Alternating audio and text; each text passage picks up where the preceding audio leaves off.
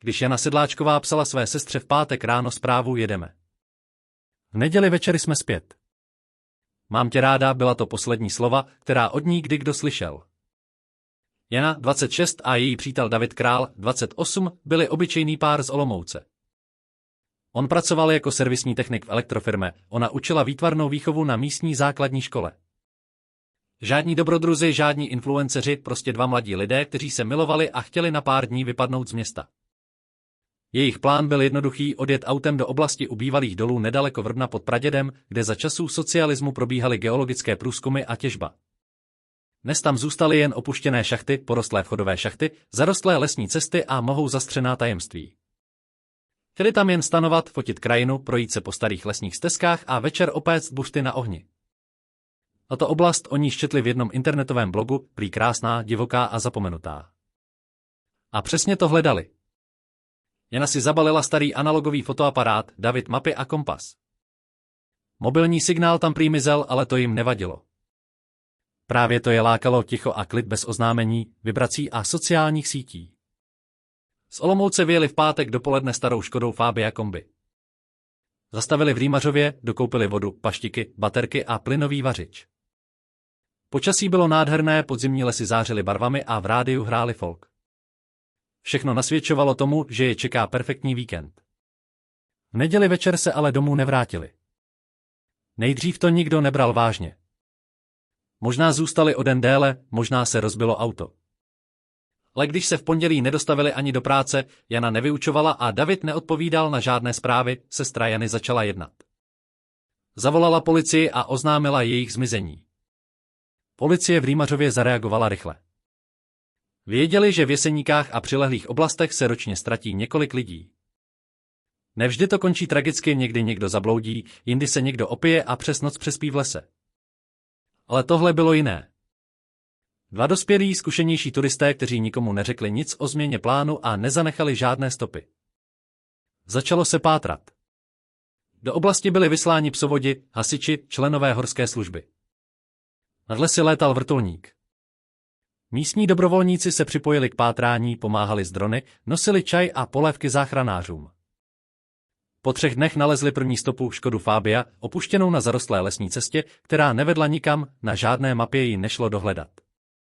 V autě byla jen mapa s vyznačenou oblastí jednoho starého dolu, plastová láhev s pár kapkami vody a nabité, ale nepoužité Davidovo tlačítkové Nokia. Blikače byly zapnuté, baterie téměř mrtvá. Všechno vypadalo, jako by si jen na chvíli odskočili do lesa a chtěli se hned vrátit. Jenže nikdo už je nikdy neviděl. Záchranáři si všimli, že poslední zaznamenaná trasa v navigaci vedla ke starému dolu zvanému u Borového potoka. Ten byl už desítky let oficiálně nepřístupný, zavalený a neoznačený. A přesto k němu podle GPS vedla jejich poslední známá cesta. Když tým dorazil na místo, našli jen zarostlý vstup do dolu, zasypaný kameny a starými plechy. Žádné stopy po lidech. Žádné hlasy, žádné odpovědi, když volali jejich jména. Dolní vstup byl příliš nebezpečný pro průzkum. Nikdo nevěděl, co se v podzemí nachází. Bez důkazů, že tam skutečně jsou, nemohla policie riskovat životy záchranářů. Po týdnu intenzivního pátrání byl případ přeřazen na status nezvěstný. Fotografie Jany a Davida visely na autobusových zastávkách a v oknech obchodů. V novinách psali o záhadném zmizení páru z Olomouce. Všechny stopy vedly do mlhy a ticha jesenických lesů. A po měsících už jen málo kdo doufal v jejich návrat. Ale pravda tam ležela. V temnotě. Skrytá. A čekala. Uplynuly 2 týdny od chvíle, kdy byla Jana a David oficiálně prohlášeni za nezvěstné. Rodina, přátelé i dobrovolníci se s tím odmítali smířit. Janina sestra Petra nevěřila, že by její mladší sestra jen tak zmizela. Každý večer seděla u počítače, probírala staré mapy, diskuzní fóra, archivy o bývalých dolech v Jeseníkách, všechno, co by mohlo pomoct. Policie mezitím vyčerpala všechny oficiální možnosti. Prověřila kamerové záznamy z benzinových pump, vyslechla místní obyvatele, ale nedostala se ani o krok blíž k odpovědi. Někteří vyšetřovatelé začínali být přesvědčeni, že pár snad ani oblast dolů nikdy nedosáhl, ale pak tu bylo to auto. Blikače. GPS navigace. A ticho. V Rýmařově se mezitím šířily zvěsti. Lidé si u piva v hospodě na střelnici šeptali o prokletých dolech, o ztracených duších, které nikdy nenašli. Někteří tvrdili, že tam dole něco žije. Jiní mluvili o tajných armádních skladech z dob Varšavské smlouvy. Nikdo ale nechtěl jít k dolu u Borového potoka. Ne po tom, co se stalo. Jediný, kdo neustával ve snaze něco zjistit, byl starý důchodce jménem pan Holub, bývalý technik státního geologického průzkumu. Žil v dřevěné chalupě poblíž Malé Morávky a znal každý kámen, každou zarostlou cestu v okruhu 20 kilometrů. Jednoho říjnového rána za ním přišla Petra Sedláčková osobně. V ruce držela složku s fotkami své sestry, výtiskem mapy a článkem z novin. Holub ji nejprve nechtěl pustit dál, ale když mu ukázala trasu, kterou GPS zaznamenala, jeho pohled se změnil. Ten šacht znám. Byla už v 80. letech považovaná za nebezpečnou. Nikdo tam nesměl. Ale nebyla úplně zavalená. Byla boční únikový tunel. Malý, ale vedl ven. Že by tam někdo mohl být uvězněn, zeptala se Petra se zlomeným hlasem. Holub mlčel. Pak velmi tiše odpověděl, jestli někdo spadl dolů a měl smůlu, tak to mohlo být horší než smrt. Tam dole to není jen kámen a prach. Tam je ticho, které tě sežere. 2 roky. Tolik času uplynulo od jejich zmizení. Případ byl dávno odložen, nové stopy žádné, motiv chyběl. Policie už s případem nepočítala. Rodina se postupně smiřovala s neznámým. Až do září roku 2013. 2 mladí bratři z Vrbna si přivydělávali sběrem kovu. Jezdili do starých opuštěných dolů a rozebírali zrezlé konstrukce, které pak prodávali ve výkupu. Věděli, že oblast je nebezpečná, ale také věděli, že tam nikdo nechodí. A to jim vyhovovalo. V den, kdy všechno začalo, měli namířeno právě k dolu u Borového potoka. Netušili nic o případu Jany a Davida. Viděli jen zatarasený vstup do štoly, přikrytý velkým plechem, dřevem a kamením. Zdálo se jim to zvláštní, kdo by si dával práci zavařit vchod, když je to už stejně opuštěné. Ale pro ně to byl jen zdroj železa. Přinesli autogen, plynovou bombu a pustili se do práce. Když konečně po několika hodinách vyřízl i dost velký otvor, vnikl z nitra štoly chladný, starý vzduch. Těžký, zatuchlý, takový, jaký existuje jen tam, kde roky nikdo nebyl. Svítili baterkami. Všude jen kámen a šero.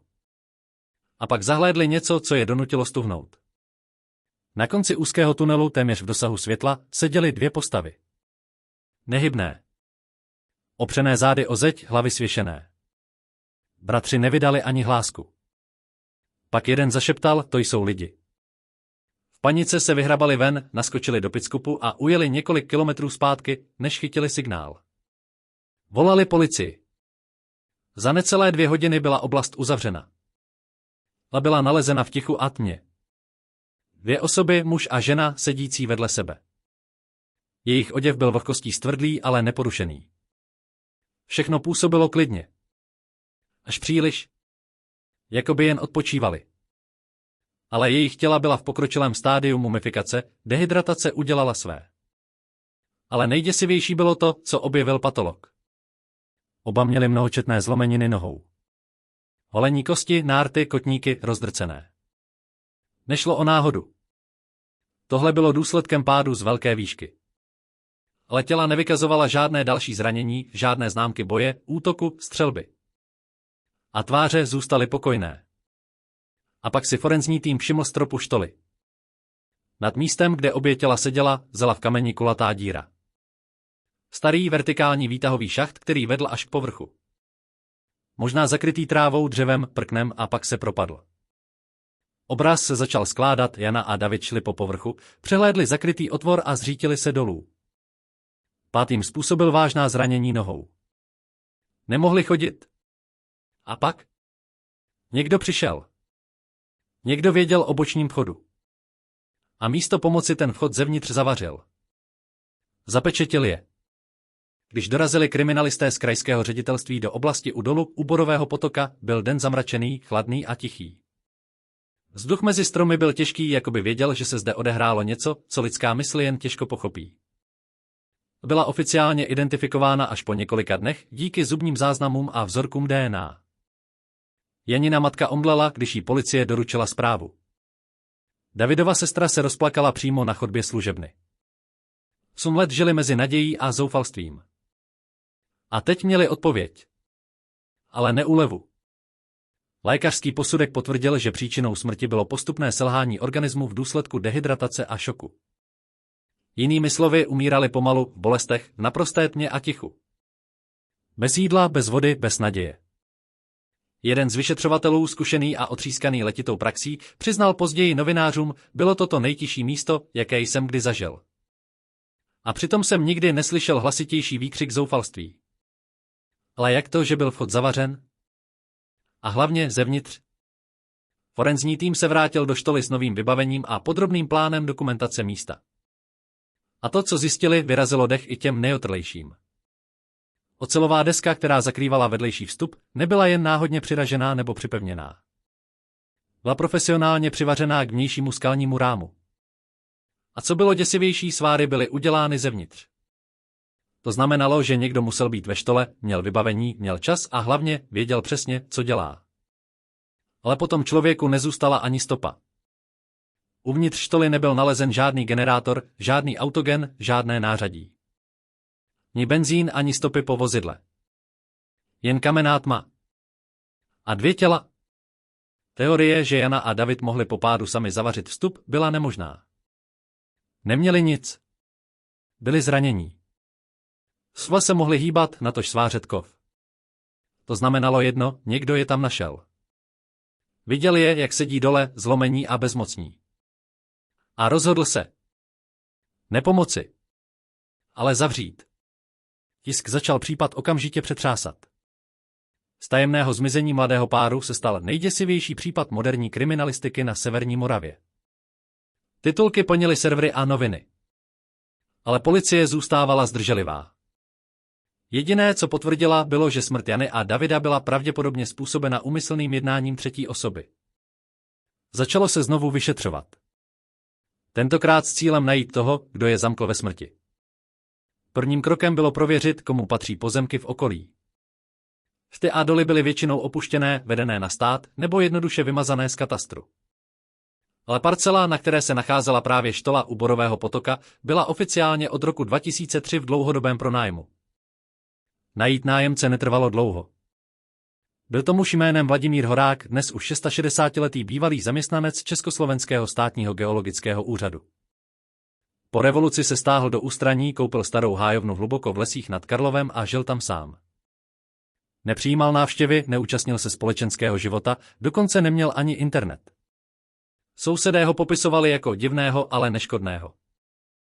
Nikdy nikomu nic neudělal, ale když někdo šel přes jeho pozemek, z dálky na něj křičel, aby vypadl. Ovci, turisté, cyklisté, nikdo tam nebyl vítaný. Policie získala povolení k domovní prohlídce. Dům byl tichý, skrytý mezi borovicemi. Nikdo nepřišel otevřít. Nakonec vtrhli dovnitř. Uvnitř chaos, ale systematický. Staré mapy, výkresy, poznámky z 80. let. Dřevěné police plné archivních složek, bedny s nářadím, staré svářečky a generátor. Vypadalo to jako dílna duchů. Všechno pokryté prachem, ale funkční. A pak na hřebíku mezi nářadím svazek klíčů. A v zásuvce pod hromadou faktur velký papírový plán. A to podrobná mapa štoly u Borového potoka. A na ní červeně označený vedlejší výlez, ventilační šachty a drobný nápis tužkou zásah. Nezavírat zvenku. Když mu policisté plán ukázali, Horák zbledl. A pak si sedl. A začal mluvit. Vladimír Horák seděl v betonové výslechové místnosti v Ostravě jako prázdná nádoba. Po 10 hodinách mlčení, popírání a tichých posměšků se náhle změnil. Když mu předložili plán štoly s jeho rukopisem, jeho výraz stuhl. V očích už nebyla arogance, jen ticho, staré a studené. Věděl jsem, že to jednou přijde, řekl. Kriminalisté nečekali přiznání. Ale Horák nezačal výkřiky nebo obhajobou. Mluvil pomalu, tiše, téměř věcně. Ne jako vrah, spíš jako správce archivu, který konečně vyndává zaprášený dokument, o němž nikdo nechtěl vědět. Byl to můj pozemek, začal. Byli tam cizí. Já je nepozval. Policista se naklonil dopředu. A tak jste je nechal zemřít? Horák pokrčil rameny. Nechal? Já je nezasáhl. Oni spadli. Sami. Podle jeho výpovědi procházel ten den své pozemky, jak prý dělal vždy, 2krát týdně, aby zkontroloval, zda někdo neporušil hranice. Už několikrát se mu prý stalo, že turisté, myslivci nebo teenageři lezli tam, kam neměli. Bál se, že někdo narazí na staré šachty a zraní se. V hlavě měl vlastní logiku, nebyl paranoidní, byl zodpovědný. Když zaslechl z lesa hlasy a nářek, přiblížil se. Uvědomil si, že někdo spadl dolů. Šel k výdechu k vedlejšímu vstupu, který znal jen on. A viděl je. Seděli dole oba zranění. V ruce drželi ručně psanou mapu. Byli na mém území, zopakoval klidně. Nelegálně. Mohl jsem to nahlásit. Ale bylo by to komplikované. Takže se rozhodli jinak. Nepomohli jsem jim. Ale ani je nezabil. Prostě jsem chránil svůj prostor. Zavřel jsem ho. Podle jeho slov odjel zpět na svou usedlost, naložil do pickupu svářečku, plyn a železnou desku. Večer vrátil k štole a začal pracovat. Věděl, jak to udělat rychle. Dříve byl technikem, sváření mu bylo přirozené. Nikdo ho neviděl. Nikdo tam nebyl. Jen on. A tma. Když skončil, tiše odešel. Neohlédl se. Policie jeho výpověď zaznamenala. Žádná lítost. Žádný hněv. Jen suchá fakta. Horák se ani nepokoušel popřít, co udělal. Nepovažoval to za vraždu. Nechal jsem je být. To je celé. Oni se tam ztratili sami. Soudní znalci později potvrdili, že jeho výpověď odpovídá skutečnostem na místě činu. Sváry, typ materiálu, znalost šachty, mapa, klíče, všechno to do sebe zapadalo. Motiv? Vlastnická posedlost. Potržení od reality. Chladná logika bez empatie. Jeho advokát se snažil zpochybnit příčetnost. Ale psychiatrické posudky byly jednoznačné, Horák byl duševně způsobilý. Neblázen. Jen prázdný. Když byl případ zveřejněn, veřejnost zuřila. Titulky křičeli, mučili hladem, zavřeli jako zvířata, zemřeli v temnotě, zatímco on pil kafe na verandě. V Olomouci, kde Jana a David žili, lidé zapalovali svíčky. Vznikly petice za přísnější tresty za nepřímé usmrcení. Ale paradoxně zákon byl neúprosný, nebylo možné Horákovi prokázat přímý úmysl zabít. Nezastřelil je. Nezasáhl je. Jen je nechal umřít. Státní zástupce připravil obvinění úmyslné opomenutí pomoci, vedoucí ke smrti 2 osob a zneužití nebezpečné infrastruktury s fatálním následkem. Trestní sazba 15 až 20 let. Na závěrečném jednání seděl Horák mlčky. Nepodíval se na rodiny obětí. Nepodíval se ani na soudce. Když zazněl rozsudek 18 let odnětí svobody, jen přikývl. Neprotest, neomluva. Nic. Odváděli ho v poutech kroky pomalé, pohled do prázdna. Ticho, v jakém odešel, bylo stejné jako ticho, které zavřel do šachty. Ticho, ve kterém se umírá. Pohřeb Jany Sedláčkové a Davida Krále proběhl ve stejný den, ve stejném kostele v Olomouci. 2 bílé rakve, 2 fotografie, 2 rodiny zlomené 8 lety nejistoty a posledními dny hrůzy. Kněz, který obřad vedl, měl připravená slova útěchy. Ale žádná slova nepostačovala. Ve vzduchu visel tíživý pocit nespravedlnosti. Jakoby něco nebylo dokončeno. Jakoby duše mrtvých nemohly odejít. Ne takto. Ne v temnotě. Petra, Janina sestra, seděla v první lavici a pevně držela matčinu ruku. Jejich matka se po rozsudku zhroutila. V té době nemluvila. Jen plakala. Každý den. Davidova sestra Monika se rozhodla po pohřbu vystoupit veřejně. Její proslov před kamerami byl syrový a bez přetvářky. Nešlo o pád. Nešlo o ztracení se v lese. Šlo o to, že jeden člověk se rozhodl být Bohem. Rozhodl se, že 2 lidé nemají právo žít. A pak šel domů jakoby nic. Nikdy mu neodpustíme. Nikdy. Policie uzavřela případ. Šta byla zapečetěna, tentokrát oficiálně a betonem. Na místě vstyčili malý památník, kovovou desku se jmény obou obětí a daty. Ale málo kdo tam chodil. I místní se místu vyhýbali. Lesy kolem dolů u Borového potoka zůstaly tiché, ne proto, že tam nebylo slyšet ptáky. Ale protože to ticho teď neslo jiný význam. Vladimír Horák byl převezen do věznice ve Valdicích. Tam žil. Nikdo ho nenavštěvoval. Neměl rodinu, přátele ani obhájce, který by se o něj zajímal.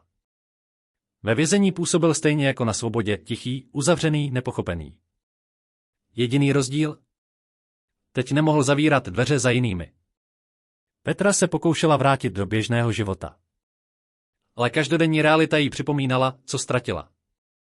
Jana byla její malá sestra, vždy trochu naivní, trochu umíněná, ale plná světla. A to světlo někdo pohřbil pod zem. Doslova.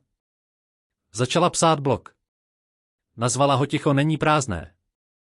Psal o bolesti, o ztrátě, ale i o tom, jak společnost ignoruje pomalé zlo, to, které nenosí masku, ale tvář úředníka, souseda, lesníka.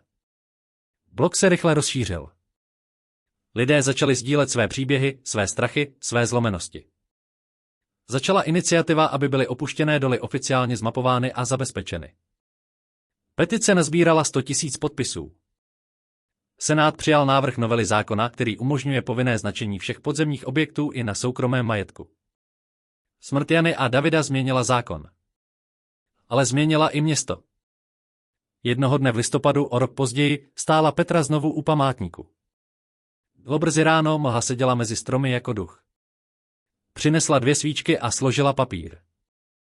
Na něj napsala jen pár slov. Našli jsme tě, Jano. A už tě nikdo nezavře. Nikdy víc. Vítr se zvedl, list zarečel o kámen, ale nezmizel. Zůstal. Jako paměť. Jako odpověď. Uběhly 3 roky od rozsudku. 3 dlouhá tichá léta, během nich se vše zdálo být uloženo do historie. Památník ve stínu lesa rezivěl, blog Petry ztrácel čtenost, lidé přestávali mluvit o tom, co se stalo. Ale zlo se nestrácí. Jen se přesouvá. Na podzim roku 2022 kontaktoval Petru anonymní muž. Psalo se mu JT a e-mailová adresa byla jednorázová. Zpráva zněla. Nešlo o první případ. Ani o poslední. Ta u Borového byla jen jedna z několika. Jsou další místa. A nejsi připravena vědět proč.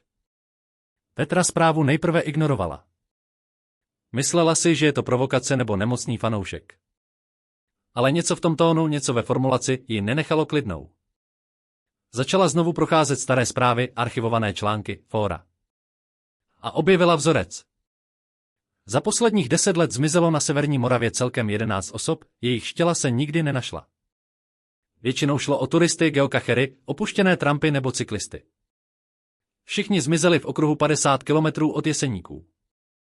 Ve všech případech se pohybovali v oblastech s opuštěnými šachtami. Všichni byli považováni za nešťastné náhody. Lavina. Ád. Vysílení. Ale co když to nebyla náhoda? Petra oslovila kriminalistu Jakuba Rýdla, který před lety vedl vyšetřování smrti Jany a Davida. Už nebyl u policie, odešel do předčasného důchodu po vyčerpání a nátlaku médií. Přesto souhlasil se schůzkou. Sešli se v kavárně v Hranicích na Moravě. Jídlo vypadal starší, než odpovídalo jeho věku. Unavený muž, jehož oči zažili víc, než kdokoliv chtěl vědět. Když mu Petra předložila svou hypotézu, mlčel dlouho. A pak vytáhl z aktovky tenkou složku. Tady je jméno, které se objevilo i v jiných případech, řekl tiše. Ne jako podezřelý, ale jako přítomnost. Svědek, hlídač, soused. Vždy poblíž. Ale vždy nenápadně. Nikdo ho nikdy neprověřil pořádně. Protože se vždycky zdálo, že je jen okolo. Jméno znělo Miroslav Kubeš. Miroslav Kubeš, 62 let. Bývalý zaměstnanec Správy státních dolů, technik v oblasti ventilačních systémů. Po roce 1991 přešel do soukromého sektoru, ale už v roce 2000 zmizel z veřejných záznamů. Oficiálně v důchodu. Neoficiálně? Nikdo neví. Žádná online stopa. Žádný účet na sociálních sítích. Žádná stálá adresa. Ale měl něco jiného, vztah s Vladimírem Horákem. Společné zaměstnání v 80. letech. Společné plány dolů. Společné inspekce podzemních tunelů. Byli kamarádi. Možná víc. Petra a Riedl se dívali na sebe přes stůl. Nahlas nikdo nic neřekl. Ale v jejich očích byla stejná myšlenka. Horák možná nebyl sám. Petra věděla, že pokud to chtějí otevřít, musí jít jinou cestou. Policie neudělá nic, dokud nebude důkaz. Ale důkaz ležel někde v zemi. Možná v jiné štole. Možná někde, kam dosud nikdo nevkročil. A tak padlo rozhodnutí vrátit se. Ne k památníku, ale k mapám. Ke štěrkovým cestám, které nikdo nejezdí. Ke starým ventilačním plánům, které někdo kdysi chtěl zničit. Ticho kolem případu Jany a Davida se znovu začalo měnit. Ne do zapomnění, ale do varování. Byl začátek listopadu a první sníh lehce poprašoval vrcholky Jeseníků. Petra a Riedl seděli nad rozloženou mapou starých dolů ve vybydlené myslivně nedaleko města Albrechtic. To působilo jako ze zapomenutého filmu praskající krb, hřebíky trčící ze stěn, pavučiny ve všech rozích. Ale to bylo jejich operační centrum. Byli seznam 6 šachet, z nichž minimálně 4 byly technicky přístupné. Všechny ležely na pozemcích, které kdysi spravoval státní podnik Diamo, později z části převedeny do soukromých rukou. A právě zde se v letech 2010-2020 ztratili lidé. Všichni bez stopy. Tady ukázal Riedl na jednu z lokalit. Šachta nad žlebem. Když jsem byl ještě ve službě, hlásil jeden místní hajný, že slyšel podivné kovové zvuky v noci. Jakoby se tam dole něco zavíralo. Ale nikdo ho nebral vážně. Petra si poznamenala. Jedeme tam jako první. Šta nad žlebem byla zastrčená, přikrytá napůl rozpadlým dřevěným přístřeškem a zarostlá borovicemi. Sta k ní vedla po staré lesní lince, která byla z větší části zavátá listím. Nikdo tam nechodil. Ani zvířata. Přinesli s sebou silné čelovky, přenosný generátor, kamery a nahrávací zařízení. Ale především něco jiného, plán, který našli mezi starými papíry Horáka. Na první pohled šlo o výkres ventilačního systému. Ale byly tam ručně dopsané poznámky. Datum 2009. Iniciály MK. Vstup do šachty vypadal stabilně. Nahoře skorodovaná mříž, kterou bylo snadné odstranit. Po žebříku vedla úzká šachta dolů asi 15 metrů do prvního patra. Petra se dívala dolů. Chlad stoupal proti ní jako dech něčeho, co už dávno mělo být mrtvé. Půjdu první, řekl Riedl. Sestup trval minutu, ale v tichu a temnotě to bylo jako hodina. Když se dostali dolů, čelovky osvítily dlouhou, rovnou chodbu. Všude jen kámen, suť, zbytky potrubí. Ale i něco jiného.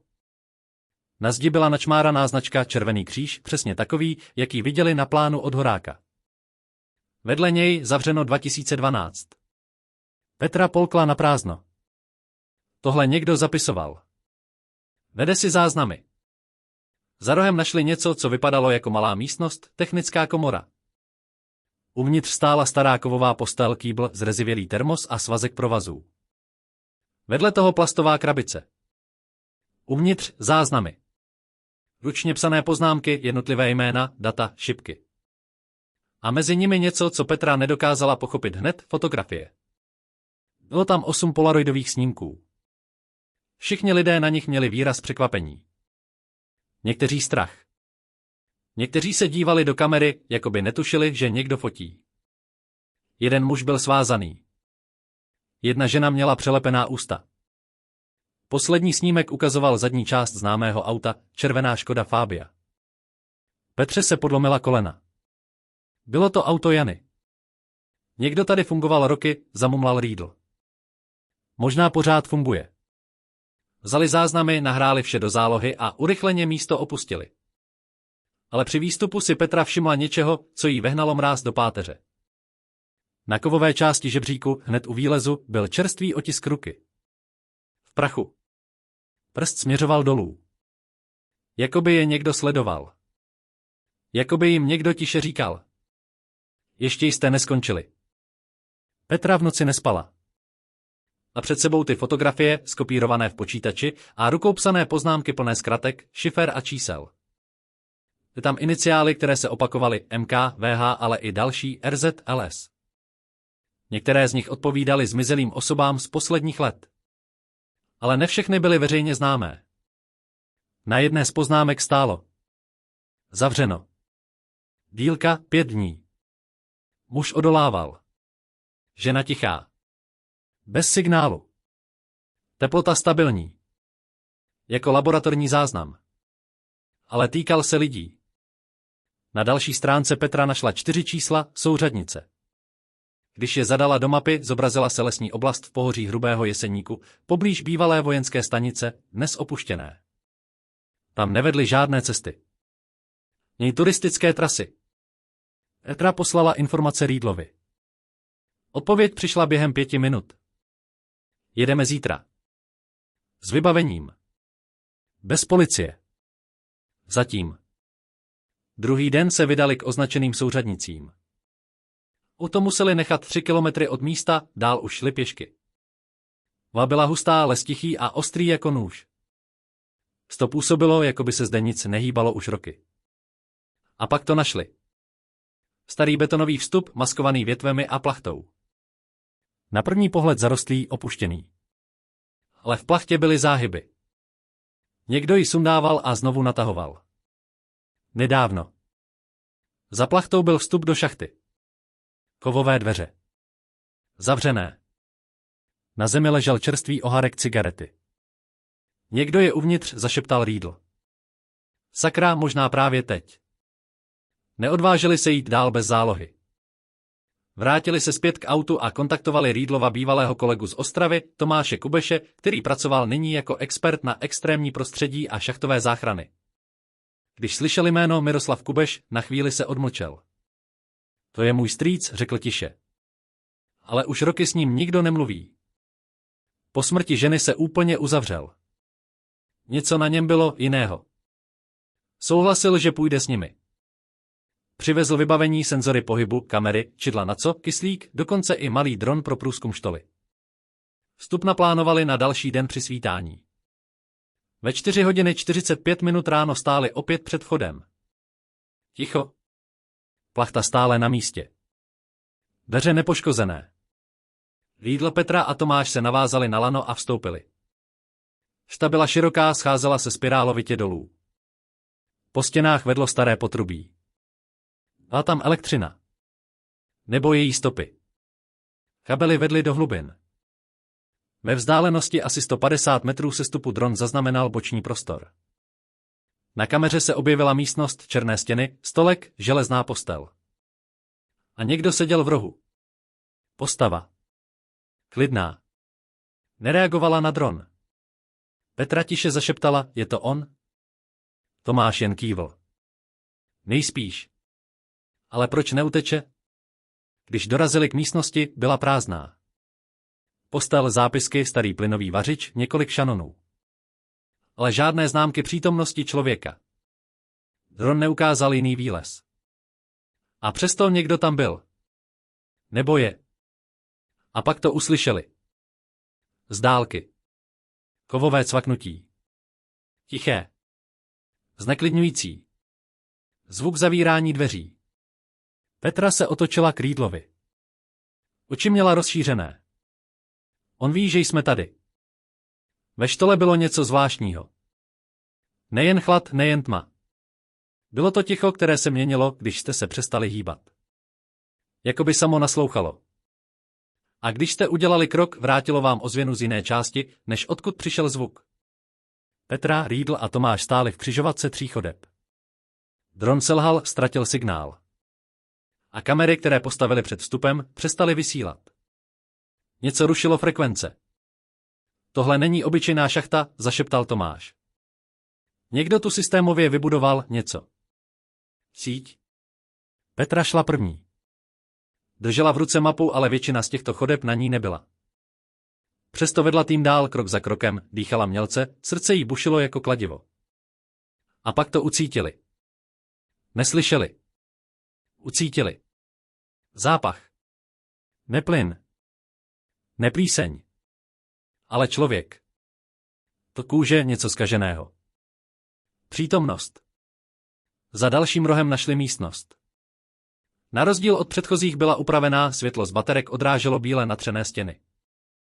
Uprostřed stál stůl. Na něm 2 mobilní telefony, zapnuté. Vedle nich ležela skládací mapka Česka. A na ní červené body. Jeden z nich měl napsáno rukou Sedláčková. Petra zakryla ústa. A mě sleduje.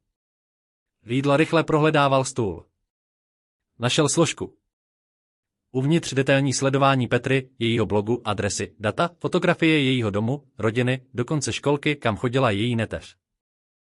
Byl to dokument posedlosti. Tomáš našel nahrávací zařízení připojené k malému mikrofonu u stropu. Záznam běžel. Poslední zvuk byl zaznamenán před 4 minutami. 3 kroky. Potom mužský hlas, hluboký, klidný. Nech je jít. Tahle není jako ostatní. Riedl se otočil. Co to znamená? Koho má na mysli? A pak to přišlo. 3 prudké údery železa o železo. Blízko. Velmi blízko. Neozvěna.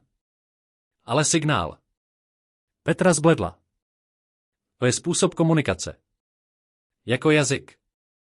Signál, že se někdo blíží. Nebo že začal lov. Chtěli odejít. Vrátit se. Ale cesta zpět byla jiná. Tunel, kterým přišli, byl zavřený. Nezavalil se. Byl uzavřen plechem přinýtovaným zevnitř. Někdo je sledoval. A někdo s nimi hrál hru. Jdeme dál. Musí být jiný výlez, řekl Riedl. Ale po 20 minutách narazili na místo, které vše změnilo. Místnost. Úzká šedá bez oken. Uvnitř klec. Kovová. Zamčená. A uvnitř někdo seděl. Byl to muž. Zarostlý, kostnatý, špinavý. Oblečený v zbytcích armádní bundy. Na první pohled bezvládný, ale oči se pohnuly, když je spatřil. Tomáš doběhl ke kleci. A ne. Jste v pořádku? Muž zašeptal. Ne on. Jsou 2. Druhý dýchá jinak. Víte to, že? Petra couvla. Kdo jste? Jmenuju se Radek. Byl jsem hajný. 2018 měsíc. Ticho. Zdi dýchali. Riedl vyrazil zámek. Už se zhroutil, ale byl naživu. Petra se otočila na Tomáše. Tady to není jen o vrahovi. Je to o systému. O síti. Někdo to tady budoval roky. S někým. Možná s víc než jedním člověkem. A pak z hloubky chodby zazněl ten hlas. Klidný. Blízký. Mysleli jste si, že všechno víte. Ale tady se nezavírají jen dveře. Radek, bývalý hajný, byl v šoku. Jeho tělo se sotva drželo pohromadě, ale vědomí měl ostré. Snažil se mluvit, ale každá věta byla jako z jiného snu. Bylo to víc než sklep, víc než šachta. Byly místnosti, které nikdo nenakreslil. Vzduch tam měl chuť železa. A oni mluvili. Nespolu. Se stěnami. Petra ho držela za ruku. Kdo jsou oni, Radku? Kdo vás tam zavřel? Přetřásl. Byl tam Horák a druhý. Ale ten druhý nemluvil. Jen dýchal. Těžce. Jako když je něco těžší než člověk. Cestu zpět našli díky staré ventilační šachtě. Tomáš, jediný dost štíhlý, aby jí prošel, vyšplhal a vytáhl lano pro ostatní. Byli venku. Po více než 5 hodinách pod zemí. Přivolali policii. Riedl konečně odevzdal důkazy, mapy, fotografie, poznámky, svědectví Radka. Vše předal svému bývalému nadřízenému. Případ, který byl oficiálně uzavřen v roce 2019, byl znovu otevřen, ale tentokrát jako rozsáhlé spiknutí s úmyslným zadržováním osob a hromadnými vraždami. Policie provedla razii v okolí všech podezřelých dolů. A v jednom z nich v Pasecké štole našli důkazy nepopiratelné. Kosterní pozůstatky. 8 těl. Všechna bez známek útoku, ale se zlomenými končetinami. Všechna opřená o stěny, stejně jako Jana a David. Záznamy v plechové skřínce. Jeden z nich psal: Člověk zůstává tichý, když se mu zlomí nohy. Ale stěny si to pamatují. Oni se dívají. Když porovnali rukopis, zjistili, že nepatřil Horákovi. Patřil jinému. Miroslav Kubeš byl zatčen v opuštěné chatě u Starého Města. Nekladl odpor. V jeho domě se našly plány, schémata, audiozáznamy. Každá zmínka ukazovala na systematickou síť únosů. Ale co bylo nejděsivější, seznam. Na seznamu bylo 23 jmen. Některá přeškrtnutá. Jiná označená kódy. A jedno Petra Sedláčková červeně podtržené. Vedle ona sleduje. Zavřít. Soudní proces trval přes rok. Veřejnost byla v šoku. Média nazývala případ šachtové ticho nebo podzemní kult smrti. Miroslav Kubeš mlčel během celého soudu. Ani jednou se nepodíval na Petru. Ani jednou nepromluvil. Jen v poslední den, když soudce četl rozsudek, doživotí bez možnosti podmínečného propuštění, řekl: Zavřené dveře neznamenají konec. Jen přestávku. Petra stuhla. A v sále nastalo hrobové ticho. O rok později byl památník Jany a Davida přemístěn. Už nestál sám u lesa. Byl doplněn 11 dalšími jmény. Každý z nich byl někdy ztracen a nalezen. Nebo alespoň připomenut. Petra přestala psát blog. Z toho začala pracovat pro Národní centrum pro pohřešované osoby. Změnila telefon, adresu, město. Ale ne oči. Ty zůstaly stejné. Ostražité. Klidné. A tiché. Jednoho rána jí přišel dopis. Bez zpáteční adresy. Uvnitř byla jen jedna věta. Někdy ani světlo nedosáhne na dno.